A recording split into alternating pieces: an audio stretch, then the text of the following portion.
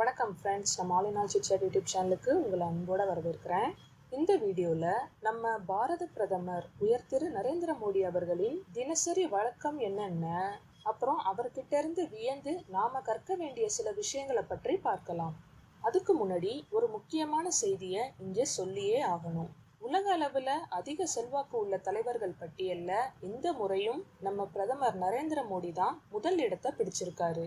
அமெரிக்காவின் வாஷிங்டன் நகர்ல இருக்க மார்னிங் ஸ்டண்ட்ங்கிற பிரபல ஆங்கில பத்திரிகை கடந்த டிசம்பர் 10 வெளியிட்ட இந்த போட்டியின் முடிவுல நரேந்திர மோடி 76% வாக்குகள் பெற்று ஜெயிச்சிருக்காரு.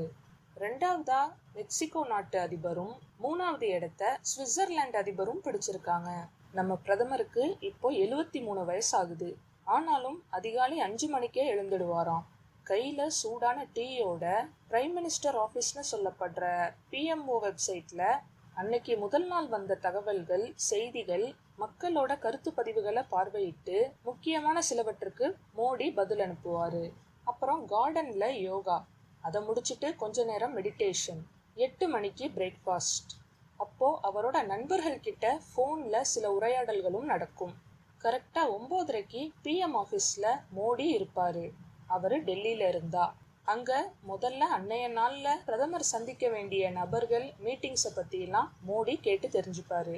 பிறகு கேபினெட் மினிஸ்டர்ஸ், IAS அதிகாரிகளோட ஆலோசனைகள், வீடியோ கான்ஃபரன்ஸ் மீட்டிங், இன்ஸ்பெக்ஷன் ஒர்க்குன்னு பிரதமர் பணி நீளுது. இதுக்கு நடுவுல பிரதமர் அலுவலகத்துல வேலை பார்க்கிற அலுவலர்கள் மற்றும் பணியாளர்களின் வேலைகளை மேற்பார்வையிட்டு அவர்களை ஊக்குவிக்கும் விதமா employee of the month, employee of the இயர்ன்ற பேர்ல சிறந்தவர்களை தேர்ந்தெடுத்து ஒவ்வொரு ஆண்டும் மோடி கௌரவிப்பாராம். மதியம் 12 மணிக்கு லஞ்ச்.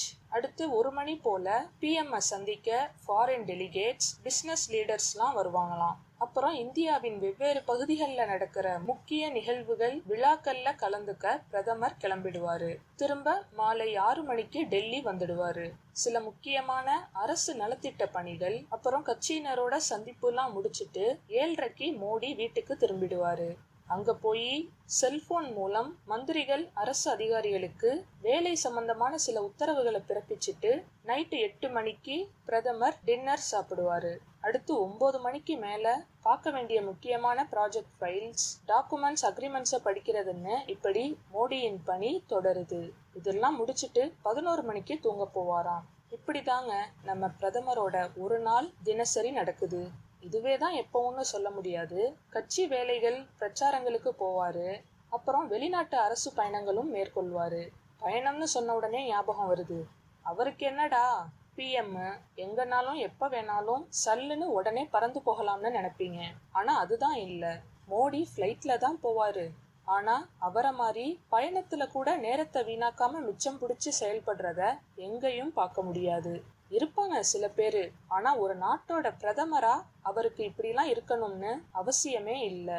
அதனாலதான் கடந்த மே 2023ல டெல்லியில இருந்து மத்திய பிரதேஷ், அப்புறம் கேரளா, அங்கிருந்து தாத்ரான்னு சுமார் 5300 கிலோமீட்டருக்கு உட்பட்ட 8 நகரங்களுக்கு மோடி 36 மணி நேரத்துல பயணம் செஞ்சு 7 அரசு மேம்பாட்டு பணித்திட்டங்கள்ல கலந்துகிட்டாரு. அடுத்து வெளிநாட்டு பயணம். ஒரு காலத்துல மோடியோட இந்த வெளிநாட்டு பயணம் கேலி பண்ணி நிறைய இடங்கள்ல பேசப்பட்டது.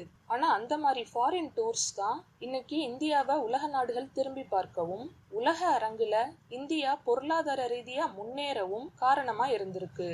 அப்படிப்பட்ட வெளிநாட்டு பயணத்திலையும் மோடி அவர்கள் தன்னோட இரவை பெரும்பாலும் ஃப்ளைட்லயே கழிப்பாராம். அதாவது இப்போ ஒரு நாட்டுக்கு PM போறாருன்னா அங்க அடுத்த நாள் காலை அவருக்கு வேலை இருந்தா மட்டுமே ஹோட்டல்ல தங்குவாராம். இல்லைன்னா மோடி அந்த இரவை ஃப்ளைட்லயே தூங்கிட்டு போற மாதிரி பயணிப்பாராம். இப்படி இவர் திட்டமிடுறனால பல மணி நேரங்கள் பயண செலவுகள் பிரதமரோட சேர்த்து கூட உள்ள அதிகாரிகளுக்கும் மிச்சமாகுது. உதாரணம் சொல்லணும்னா 2015ல 25 நாடுகளுக்கு பயணம் செய்ய 53 நாட்கள் பிரதமர் மோடி எடுத்திருக்காரு. ஆனா மோடியை விட சிறு வயதான ஜப்பானிய பிரதமர் ஷின்சோ 23 நாடுகளை 58 நாட்களுக்கு பயணம் செஞ்சிருக்காரு.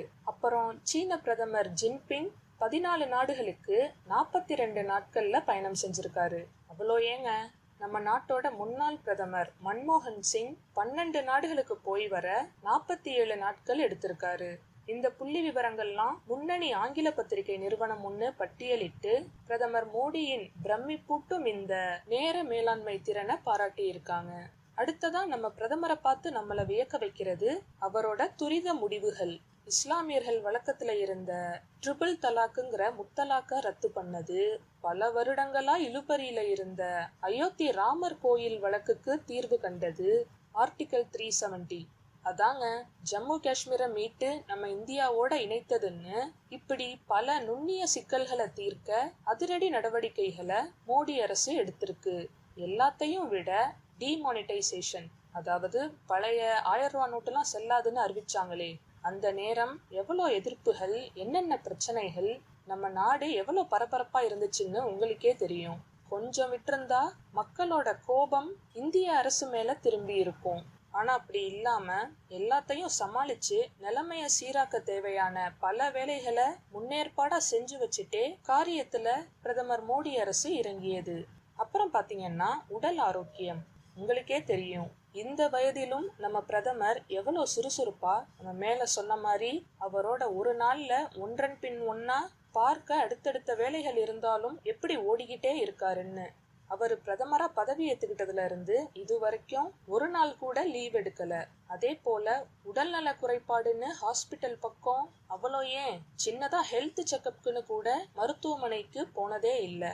அதுக்கு காரணம் மோடி அவர்கள் தினசரி பின்பற்றுற பழக்க வழக்கம்தான். நமக்கே தெரியும், காலையில யோகா எக்ஸசைஸ்லாம் பண்ணுவாரு, அப்புறம் பியூர் வெஜிடேரியன் தான், எளிமையான அதே நேரம் சத்தான உணவுகளை அளவோட சாப்பிடுவாரு, அப்புறம் நேர்மறையான சிந்தனைகள், ஓய்வு இல்லாம தொடர்ந்து தன்னை வேலைகள்ல மூழ்கடிக்கிறதால கவலையோ மன அழுத்தமோ இல்லாம இருப்பது, அடுத்து ஃபாஸ்டிங் விரதம் இருப்பது. நவராத்திரி காலங்கள்ல பிரதமர் மோடி உணவு சாப்பிடாம வெறும் எலுமிச்சை சாறு மட்டுமே அருந்தி விரதம் இருக்கும் பழக்கமுடையவர். ஒரு நேர்காணல்ல 35 வருஷமா அவர் இப்படி நவராத்திரி அப்போ விரதம் இருப்பதா மோடி தெரிவிச்சிருக்காரு.